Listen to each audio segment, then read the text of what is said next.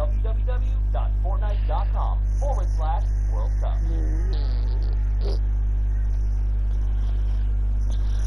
Yeah, what's up guys? Welcome back to another video. 2018 has been an insane year for me, and I just can't show my appreciation enough for all of the support you guys have shown over the last 12 months. As a little thank you and just a nice way to finish off the year, I've put together some of the best moments from the channel over the last year into this nice big chunky video that hopefully you guys can enjoy. Anyway, I'm gonna stop talking now and let you guys...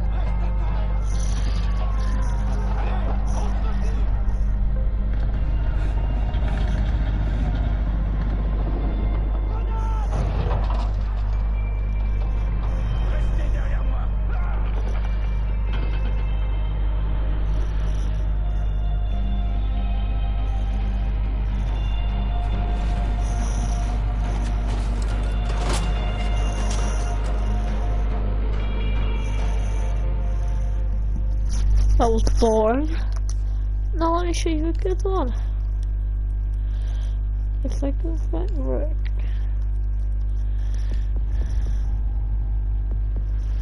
I trust that the ceramic trauma...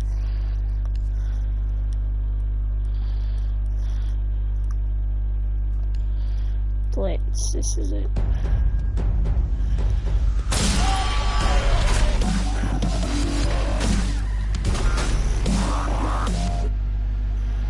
Damn it. Are you serious?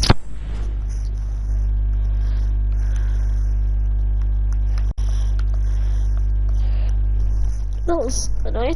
Let's just get into the good part. Oh, let's play the man instead. Tell ya. Tell ya.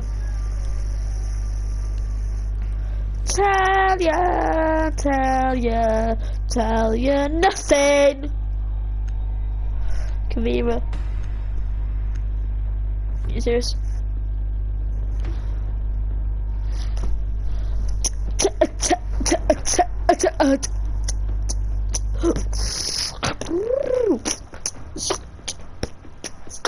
I've only been playing for 3 days and I'm level 7 and I am a trash noob. Secure the room. We need to protect the biohazard container.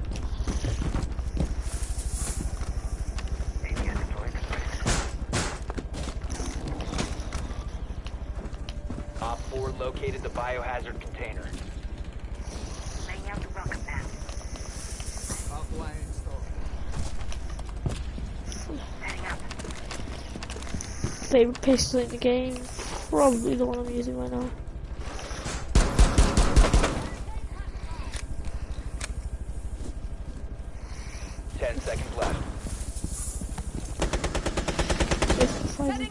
Down to 5 seconds. Op 4 drone has located the biohazard container.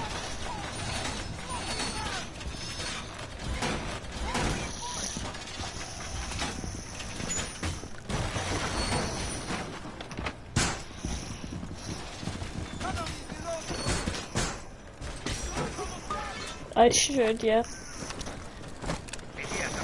Well, I'm done.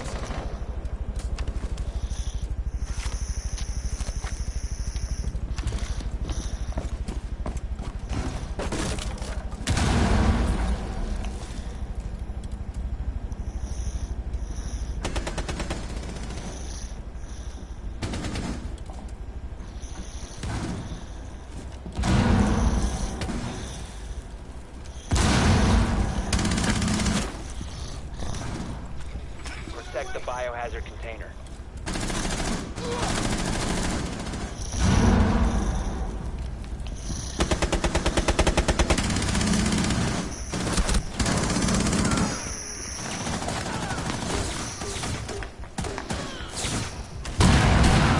What?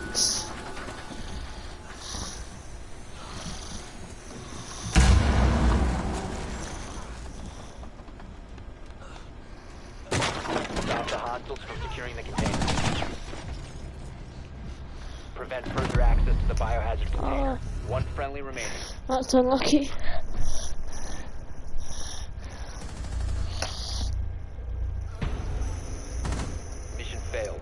friendlies were eliminated.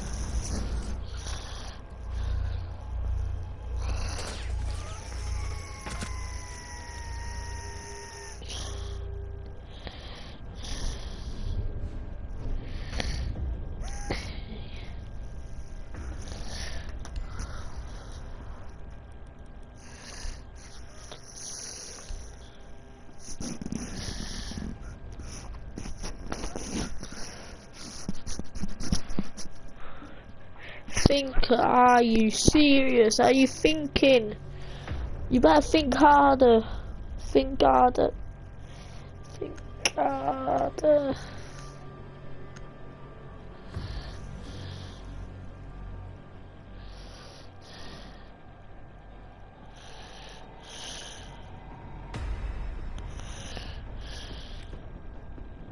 Locate the biohazard container.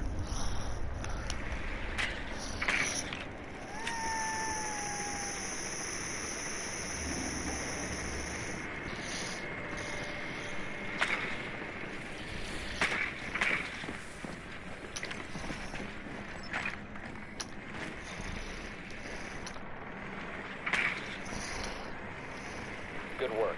The biohazard container has been located.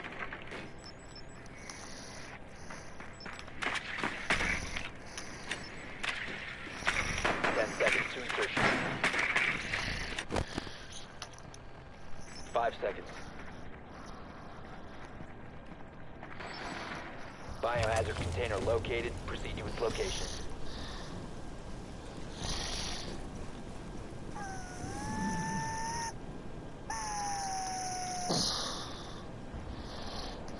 Cancel.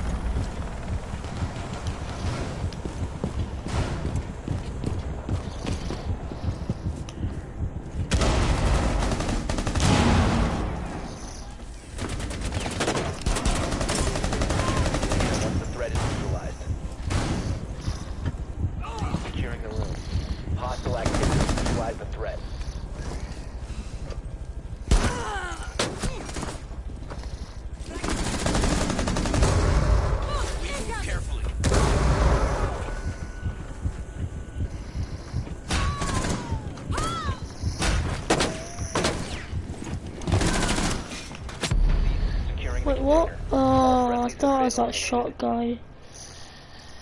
Damn it. Are you serious?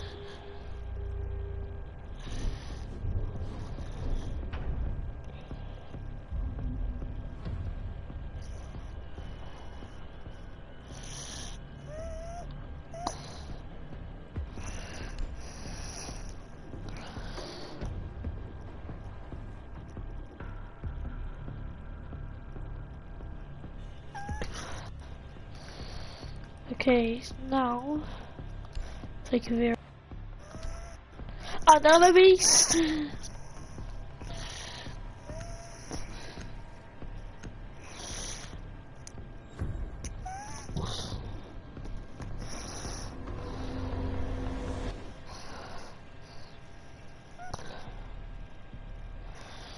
Secure the room. We need to protect the biohazard container.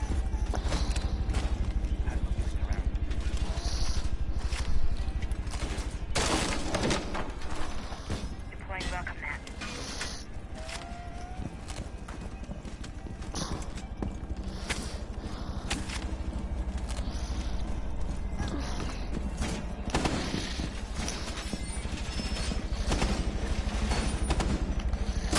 Ready for company.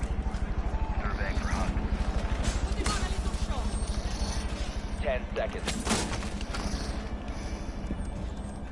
Deploying the base. 5 seconds to insertion. Op 4 hasn't found the biohazard container. They will attempt to locate it during the assault. Deploying arcing sensor.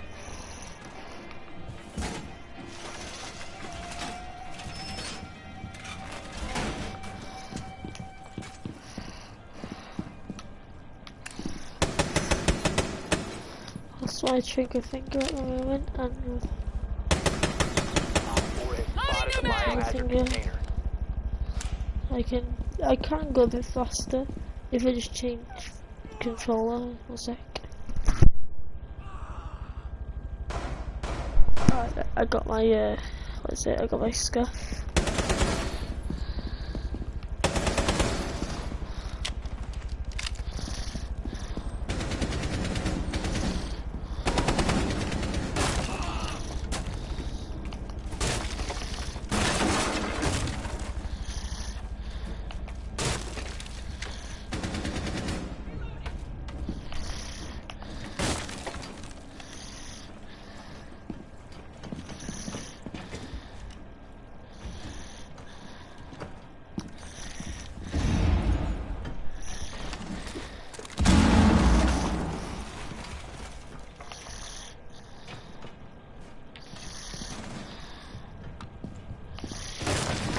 One Op 4 remaining.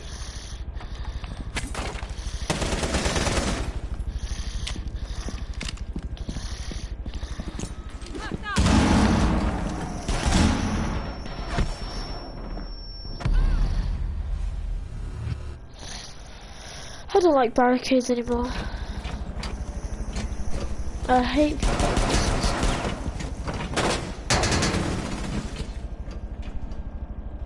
Loading new mag.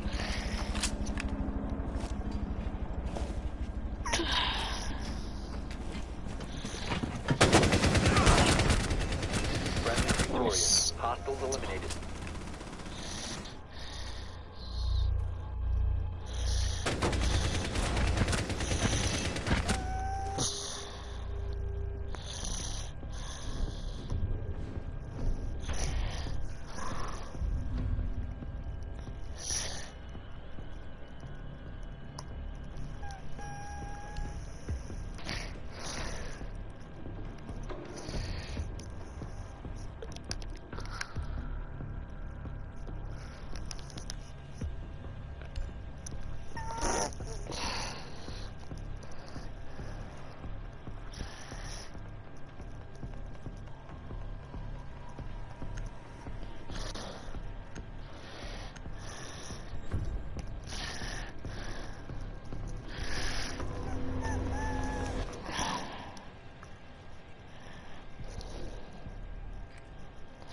You need to locate the biohazard container.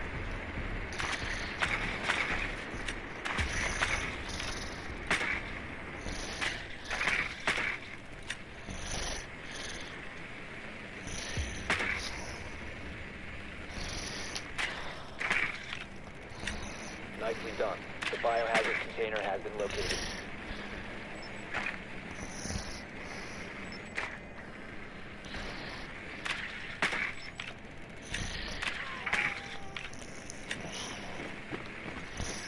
Insertion in 10 seconds. 5 seconds to insertion. Proceed to the biohazard container and secure it.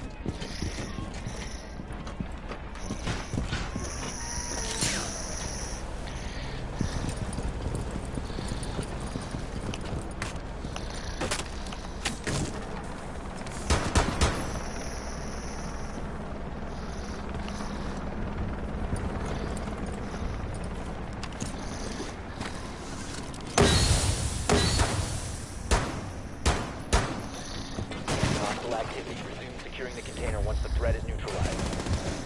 One friendly operator remaining.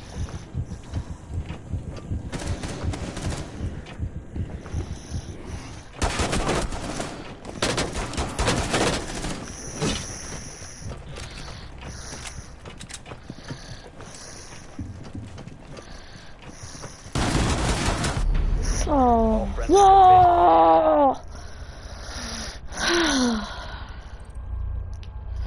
How am I possibly supposed to do that?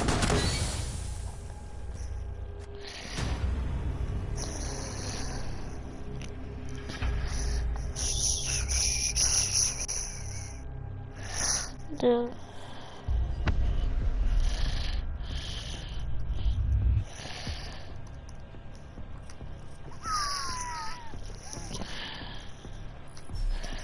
Level 8, let's go fun.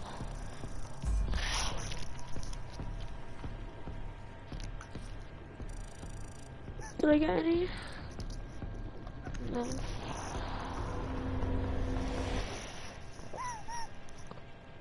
Writing's not that easy, but Grammarly can help. This sentence is grammatically correct, but it's wordy. Yeah, Seige. Message and the word questions. So many in the world. So many people trying to figure out why are we here? What? And only one person has the answers. Me. So I'm going to do something incredibly original, never done before on YouTube. I'm going to do a Q&A because I haven't done one in a while.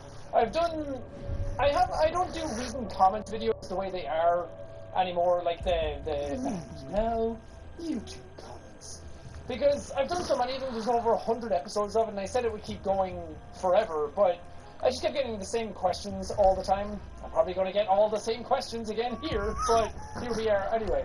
But I thought I'd leave it for a good long time until we go back and do these types of things. Leave a bit more gaps between them so we actually get different questions pertaining to what's actually going on right now. And I started doing different types of, because I miss interacting with you guys, with the audience, with everybody at home watching. I want to bring you into the videos more and more, and that's where certain other videos came into play, like the flamingo shorts and everything, or like looking at memes that you guys have made. Those kinds of things are a great way of bringing the audience into the video, and I want to do more of those, but because I've been doing for reading comments or actually Q&A or anything like that for a while, it's hard to get a sense for where my head's at. And so much change going on in the background all the time. Those were kind of like a concrete way of just kind of sitting back and being like, oh, okay, I get it, I know what's going on, I see where your head's at. Those kinds of things. And because I don't do many vlogs or anything anymore, these are a good way of doing that. So, well, why not? Let's try and go back to where we were and do some more of these and try and connect a small bit more. So sit back, grab yourselves a drink, and let's A some Q's. Why haven't you gotten that Coke sponsorship yet? Okay. First question, going straight for the jugular, okay? I'm out here, man. I'm not trying to catch those hands. Leave me alone. How's that Coke sponsorship coming up? Come on, guys. Let's get it out of the way right now, okay? I'm working on it. Have you guys heard about Coca-Cola Zero Sugar? Have you? The good word? It's the same great Coke taste that you're all used to, but now it has zero sugar, and this one even has a hint of added vanilla. I'm getting orange zero sent to my house. Getting it sent to my house. I bought it and I ordered it. Maybe it's not amazing. Because I've never tried it, never been talking about it, so we'll see. Oh, Coke review. What are you doing? Anything interesting / cool coming up? Coke sponsorship. But honestly, there's a few things that are kind of in the background going on kind of all the time, and they're very slow burning. Again, I hate to be vague TM. I wish I could talk about a lot more things as they're going on, but a lot of facts and operations can't talk about them. But I do have some things that I'm working on. Nothing like super crazy, over the top that's going to change the world or anything They like actually that. killed the I'm hostage. just trying to do some fun stuff alongside the videos that I'm doing. But I'm just happy. What a game! I try not to take on too much. When I took on the tour, that felt like it was a bit. I'm gonna keep some stuff going on in the background as well off YouTube. So stuff in general, like the charity streams are still going on, creating different pins for those.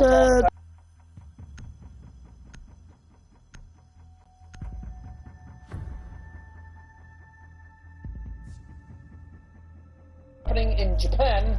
Before then, I hope by the time this goes up, maybe I'll be allowed to talk about it. That's one of the things. I'm allowed to say that I'm going to Japan, but not why yet. And I'm really, really excited about that. There's some really cool stuff that's going to come out of that. But like 2 days after I'm back, I will have to do the charity stream because I don't want to miss a month. I said that I'm not going to. So the 28th of April will be that one. But lots of stuff coming out.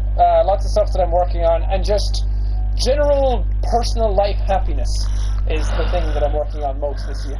Where is that video of the tour? I didn't get to go to one of your shows, so I've been waiting to see all 90 minutes of the How Did We Get Here live show Comedy World Tour from Jacksepticeye. We're still working on it. Well, I say we. I'm not doing anything got to do with the documentary right now. I put the work in already. But I've talked to Tucker a couple of times about it. He's gone through a bunch of the footage and he's whittling it down, so it's still happening. But with the... Okay, you said that you didn't go to the show, so I can't really explain it that well, but for anyone who did go to the show, you know the setup of it, you know the premise of it. It's all about going through life, like a literal how did we get here. Do you have 90 minutes to go over it? Overcoming obstacles and where you came from and how you got to be where you are, because a lot of people can look at this type of stuff, and especially when you're up on stage doing a show and think, man, they found the secret, they accomplished success, and I want to know how to be able to do that. What's the secret? And then when you actually see the show, you realize there wasn't really that much of a secret to it. It was just right place, right time, worked really hard, a little bit of luck involved. So I want the documentary to kind of reflect a lot of that. I wanted to reflect why we made the show, because I didn't make the show just willy-nilly for the sake of trying to get money out of people or sell tickets and merch and all that kind of stuff. I wanted an actual show with a proper premise and something that I was proud of, something that had a message behind it. So I want the documentary to sort of reflect that as well. So it's going to take a long time to get to it, but it's coming. It'll happen. I don't know what format yet. I don't know where it's going to be released and how, if it's paid, if it's free. All of that stuff will happen when it happens, but I'll do it the best way that I can. Meme review when or if Felix asks me. I mean, it's his show, he can do what he wants. I'd love to do it. Sounds like a bunch of fun, and a bunch of cool people have already gotten to do it.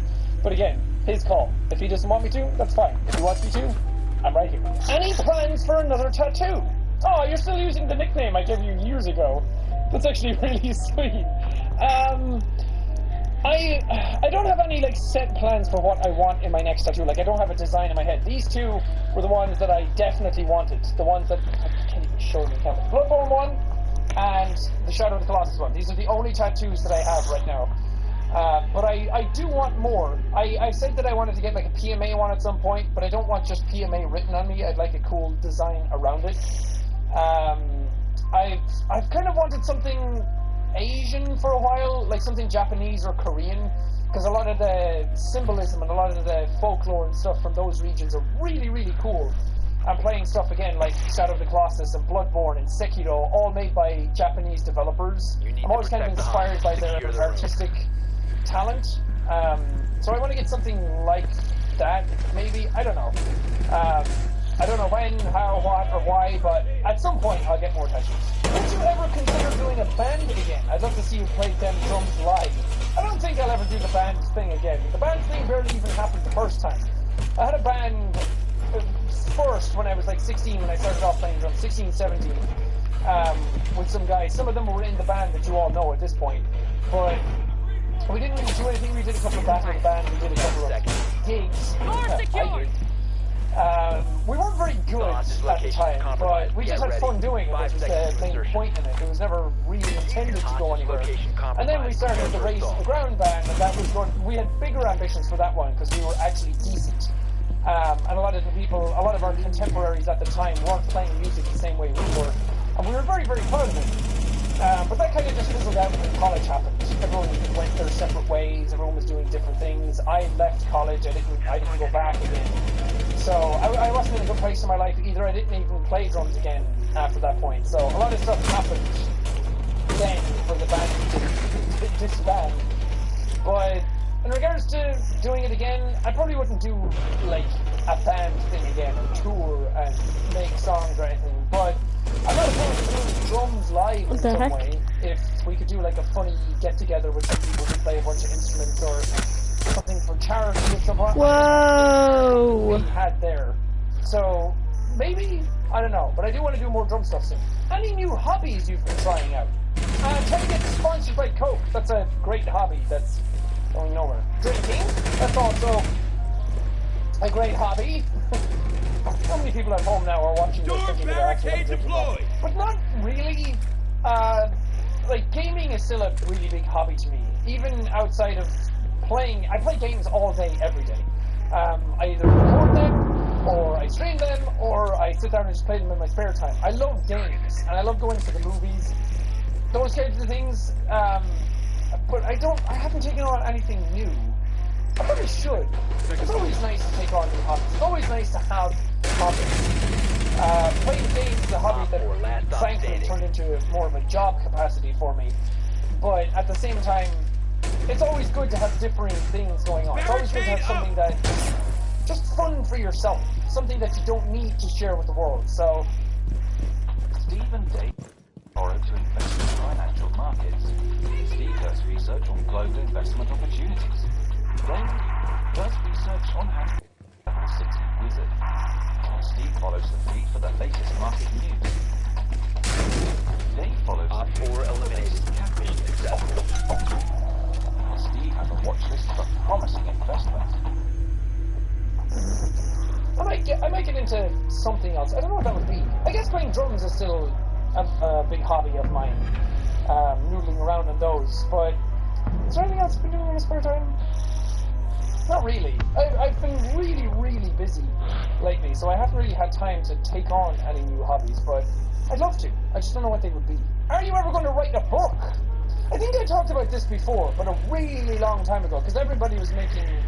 A lot of YouTubers were making books years ago. God, that was like 4 years ago now at this point. I've been doing YouTube way longer than it feels. I've been doing YouTube for 6 years. Yay! I've thought about doing a book before. I've thought about making a silly book. I've thought about doing an autobiography book. But I'm like, I haven't lived a life yet, so what would I be able to write about? I'd be able to write something. There's a book there, but if it's worth doing or not is a different question. And I don't want to just make a book for the sake of making a book. It just said I got another pack. Had some fun in them or something. I don't know. It's weird. So if I find the right idea, or not even the right idea, but a cool way of writing a book, or a cool way of doing a book, or a reason to do a book. I thought about doing a book alongside the tour and the documentary, because there's a story in that to be able to tell, but I don't know if it would be different enough for release as a book. So, I don't know. I've thought about it, but right now I have no plans of writing a book. Opinions on dogs and raincoats. I'm a big lover of dogs in general. Dogs in anything. Dogs in bubble baths.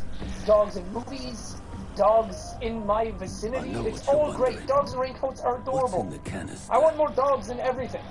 I want more dogs in my life. If we actually had 90 minutes, would you be able to do the How Did We Get Here show right now without any preparation? Yes, I absolutely would. It's so burned into my brain at this point. And dogs in my vicinity, it's all great. Dogs in raincoats are adorable. I want more dogs in everything. I want more dogs in my life. If we actually had 90 minutes, would you be able to do the How Did We Get Here show right now without... Yes, I absolutely would. It's so burnt. I'm not a person that like sits and writes stuff. I did write some versions of it down, but the versions that I wrote down are not nearly what the show ended up being. Like, all the jokes that ended up being in the show were almost all improv. There was some of them that were laid out, like the structure of the jokes were laid out, but the punchlines I would change depending on how the laughs would land. Like, the first couple of shows I did, or the first leg of tour I did, was completely different than what well, not completely different, but a lot of the jokes are much funnier by the time I finished the show, because I got way more comfortable with it. I knew the material. I didn't need to remember what was coming next. It just flowed out of me. So, a lot of the jokes that ended up happening, even a lot of the jokes that were like the big laughs, were stuff that I made on the spot, because I would say a joke and then it wouldn't land, and I'm the type of person who's like, I'm going to keep making jokes until you laugh, until I can cap this off. So I kept doing that, and sometimes a joke would just come out naturally, and I'm like, oh, that's awesome, I love that joke. So I would just run with that for the next show. and then they became staples of the entire show for the rest of the tours. But because I did like 50 shows, it's just in my head. I don't know if I'd be able to do it perfectly.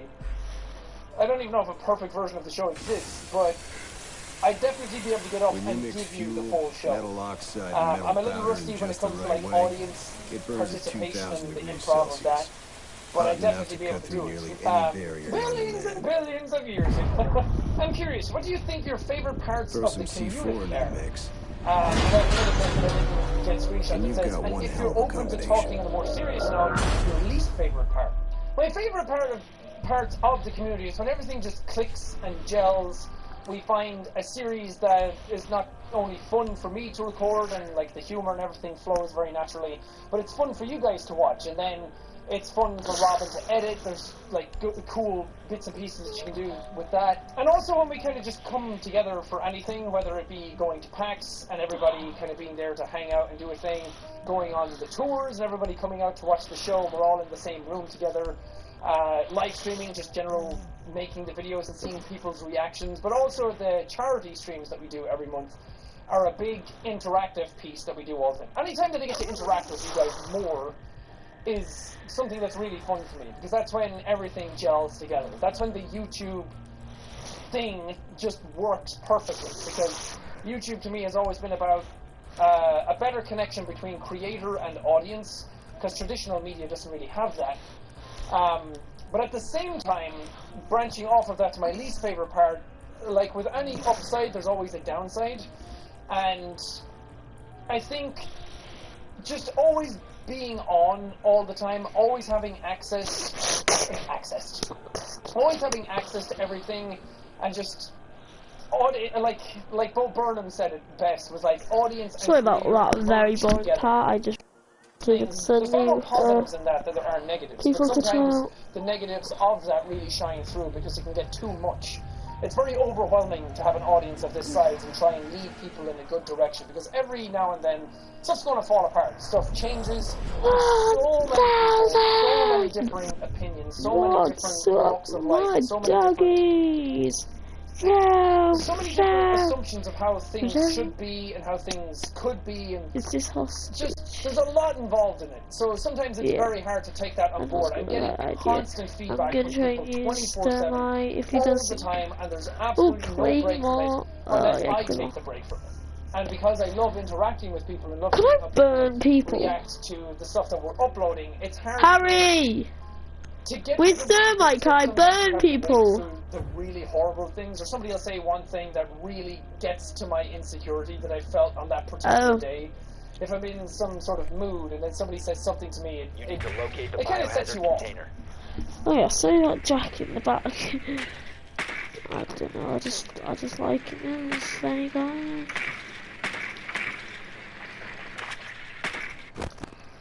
Oh hello. The biohazard container has been located. Why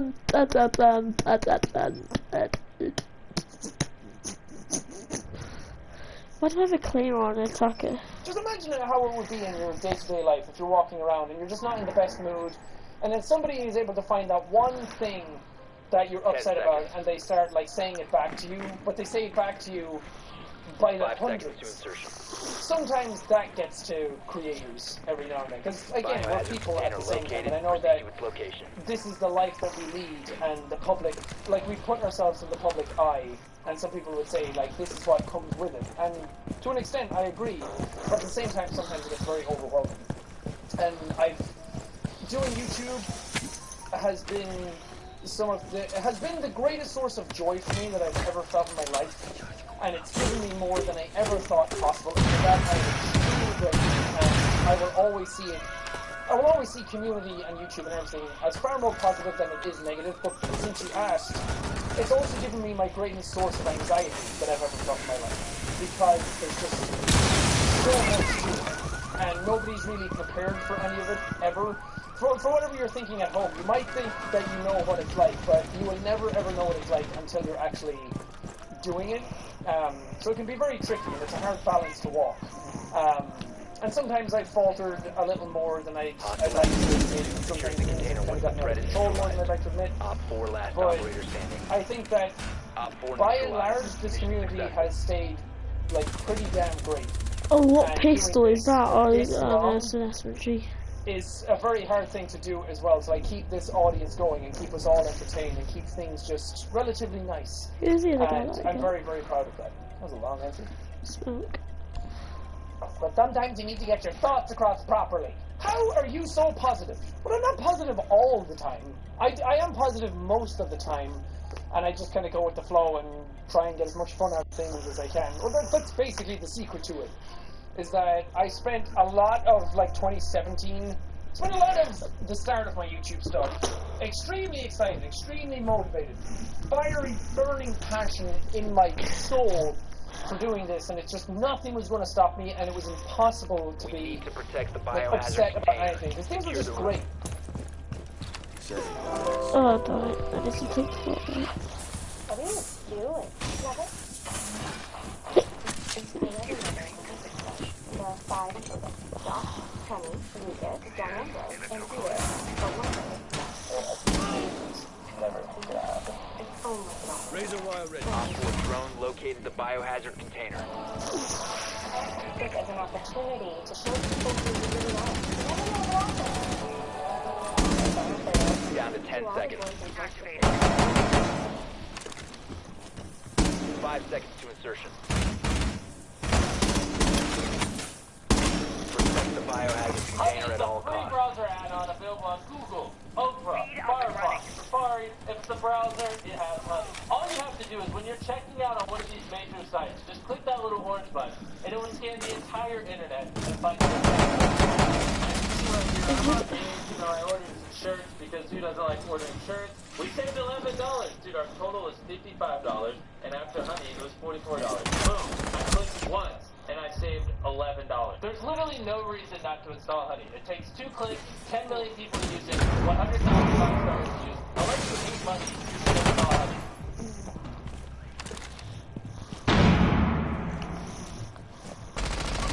Op 4, last operator standing.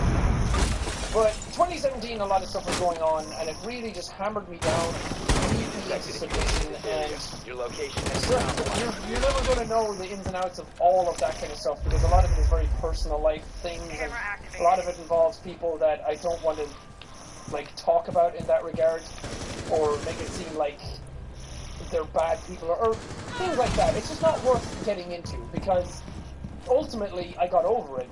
And nowadays, how I keep myself so positive is just because I went so deep and dark and miserable that I didn't want to do that anymore. I didn't want to be that sad anymore. I didn't want to get burnt out on trivial things. I didn't want to eat up mental calories in my brain, and just kind of moved on from it. I made my peace with it. I tried to figure out what was wrong. I sat down, I self-reflected.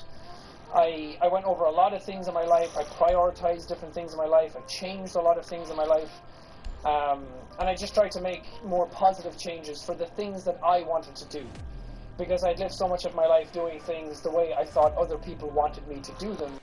And then, of course, doing YouTube in such a way as an audience, like, magnifying that. So I was trying to appease too many different people. So I kind of just settled into myself a bit more. I grew up, I got older, and I realized not to sweat the small things as much. There's so many things now I go back and I look at, and I'm like, man, why did that upset me? Why was I so upset about those types of things? Again, that comes with age and it comes with experience, because, like, in my early 20s, I was such a mess. I didn't know what I was doing. I was so upset, I was so depressed. So going through a lot of that stuff, it just comes with experience. And I also just, I want to be more positive about things, not in such a, like, a fake, hey, PMA, go be happy, haha, kind of way. I want to be, like, realistically positive. I want to just try and be happier in my life. And I think trying to find balance in my personal life has really made everything else a lot easier. It's easy to be positive when I feel like I have other things figured out. But again, I'm not positive all the time. Sometimes things piss me off, and sometimes it's such inconsequential shit. I'll just wake up on the wrong side of bed, and anything that, like, touches me, I'm like, oh, God, leave me alone. So anybody who's positive, like, that you see, it's not positive all the time. So don't look at that and try and think that you have to be positive all the time. Just, I don't know, chill out, have fun. Life can be great. It can't be boiled down that easily. There's no one answer that I can give you. I've had to talk for 4 hours to try and get across all my thoughts on these types of things. And I've spent a long time trying to strive towards what is positivity and how do you be happy. So there's no answer I can give you right now that's going to give you the perfect solution. So it's all about just figuring it out for yourself. When is the green hair coming back? Never. It's gone. Let me move on from it. This is also I know you don't mean any harm by it, by the way. I'm not trying to drag you or throw shade your way or make you feel bad for asking the question. Because it's a question I get asked a lot of times. But I don't know, I feel like that's a part of me that's kind of gone at this point. The green hair thing, it was cool at the time, but now looking back and it's like, yeah, that's the time that happened. But this is what's happening now, and I'm never going to go back to the green hair. Like, there's no thing that can really make me change my mind about that, I think. Unless something crazy happens, like somebody's like, I'll donate $3 million to your next charity stream if you dye your hair green. Like, something like that, maybe, but in general, it's just, there's a lot of phases that comes to life in general. Things come and go, the YouTube series come and go, like, that's always reminding me of, like, Happy Meals, Total Dismount. Like, a lot of those series that were happening back then when the channel was really exploding, and the green hair was really taking off and everything. That feels like a nice, neat little part of the channel that sits there at that moment. And you can still go back and you can still look at it and everything. But I don't want to try and relive the past too much. I'm not even the same person as I was back when I dyed my hair green. So even if I tried, it wouldn't really be the same thing. We have been eliminated. So I want to just kind of leave those things back where they were. I don't regret them. I'm not ashamed of them. I do cringe a little at some of them, but again, cringing at things from your past means that you've grown and you've evolved and you're in a different place now, so I kind of just want to leave those things where they are. They're still nice, happy memories, and people can always go back and look at them and watch them and everything whenever they want. Legit question though, I love these joking ones. Any advice for someone just starting out with gauge earrings? I just started with 14S just yesterday, and I know I'll wait at least 3 weeks before going to the next size, but each experience is different. Yeah, so I started off stretching my ears when I was 18. I got one of my ears pierced when I was at the Sonosphere Festival in England the first year that it was on. And I just started stretching them from there. I got the other one done about a month later. So they were done at different times, and I kind of recommend that first. I wouldn't start stretching both at the same time, because when you start, well, it depends on how big you want to go, but when you start stretching them, you have to put these giant that stretch them out. Like, to get to this size, I don't know what, so, like, the American rating for it is. People are like, I think that's 00, and I'm like, I just go by the millimeter. So these are 8mm. I used to have 10 in my ears. Whatever that ends up being from conversion charts, but I was doing them at different times, differing size of ears, and I'd say go at whatever pace your body reacts to. With me, I had to go a little slower because my ears just wouldn't stretch. They weren't as malleable as some people's ears are. I had a friend who had his ears stretched as well, and his stretched too hard, too fast, and my ear cracked and bled a bit, so I had to like dial back. Why doesn't it get back in? Other people then can do it in like 2 weeks. They can keep going up sizes. So it all just depends on your ears. I'd just say take it as slow as you need to. Sorry. But listen to your body. So I'm in the stream like pushing and it's not hurting and you're not getting that much resistance. Then do that until you hit